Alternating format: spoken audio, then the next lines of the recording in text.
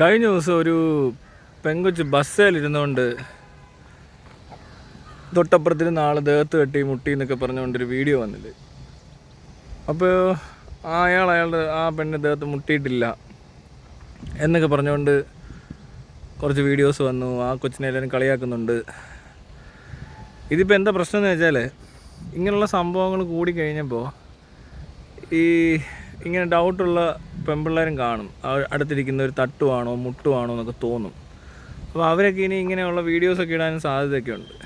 അതുകൊണ്ട് വരുന്നത്, അല്ലാതെ മനഃപൂർവ്വം വൈറലാകാൻ വേണ്ടി ചെയ്യണമെന്ന് നിർബന്ധമൊന്നുമില്ല. ഇങ്ങനെയൊക്കെ ഒന്നും അവർ ഉദ്ദേശിക്കുന്നതായിട്ട് എനിക്ക് തോന്നുന്നില്ല. കാരണം തോന്നും, എല്ലാവർക്കും ഒരു സംശയമാണ്. ഒന്നുമില്ല, ബസ്സിലൊക്കെ കയറി കഴിഞ്ഞാൽ അടുത്തിരിക്കുന്ന ഒരു തട്ടും മുട്ടും എന്നൊക്കെ തോന്നുന്ന തരം പെൺകുട്ടികളൊക്കെ ഇവിടെ ഉണ്ട് ഇപ്പോൾ. ഇനി ആ കൊച്ചിന് വേറെ വല്ല അനുഭവം ഉണ്ടോ എന്ന് നമുക്കറിയത്തില്ല.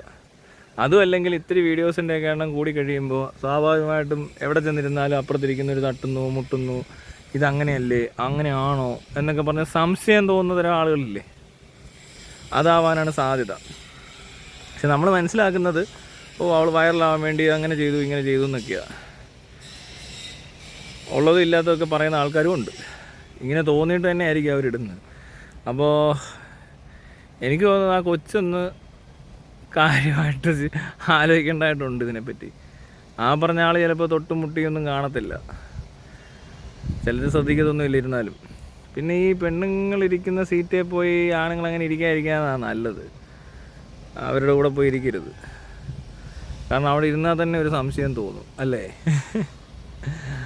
ഈ വന്ന കാലത്തിപ്പോൾ ഒന്നും ചെയ്യാൻ പറ്റത്തില്ല. കണ്ടില്ലേ, മാങ്കൂട്ടത്തിലും തെങ്ങൻ തോട്ടത്തിലും വാഴത്തോട്ടത്തിലും ഒക്കെ പരിപാടികൾ.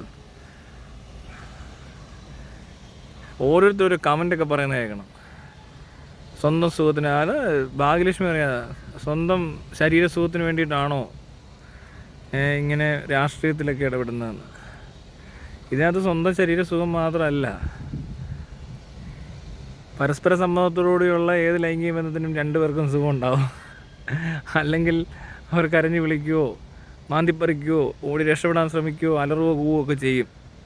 ഈ ബലാത്സംഗം എന്ന് പറയുന്നതിന് ഇപ്പോൾ വേറെ രീതിയിൽ കൺസെൻഷ്വൽ റേപ്പ് എന്നൊക്കെ പറഞ്ഞൊരു സാധനം കൊണ്ടുവന്നിട്ടുണ്ട്. ഇപ്പോൾ മാരിറ്റൽ റേപ്പ് എന്നൊക്കെ പറയുന്ന പോലെ തന്നെ കൺസെൻഷ്വൽ റേപ്പ് എന്നൊക്കെ, ഇതൊക്കെ ലോകത്ത് എത്രയിടത്ത് നടക്കുന്നുണ്ടെന്ന് അറിയത്തില്ല. പക്ഷെ ഇവിടെ ഇച്ചിരി കൂടുതലാണ്. അതും പ്രത്യേകിച്ച് സിനിമാക്കാർ, രാഷ്ട്രീയക്കാർ, പ്രശസ്തരായ ആൾക്കാരൊക്കെ ആണെങ്കിൽ പറയണ്ട.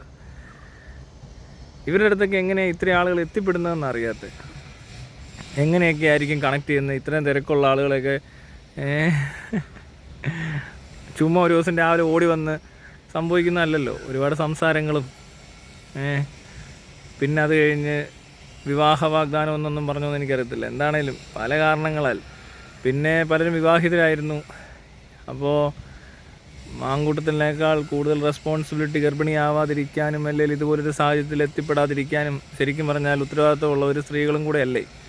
അല്ലാതെ എല്ലായിടത്തും ഇങ്ങനെ സ്ത്രീകളൊന്നും അറിയാത്തവരും, കേരളത്തിലെ സ്ത്രീകൾക്കൊന്നും അറിയില്ല, പീഡനം അറിയില്ല, കൺസെൻറ്റ് എന്താണെന്നറിയില്ല, നോ അറിയില്ല, no is no, snow is on, no is snow, snow snow snow, അത് മതി. അത്രയൊക്കെ അറിഞ്ഞു കഴിഞ്ഞാൽ പിന്നെ നോ. ആ നോ ഇല്ലെങ്കിൽ പിന്നെ എന്ത് ചെയ്യാൻ പറ്റും?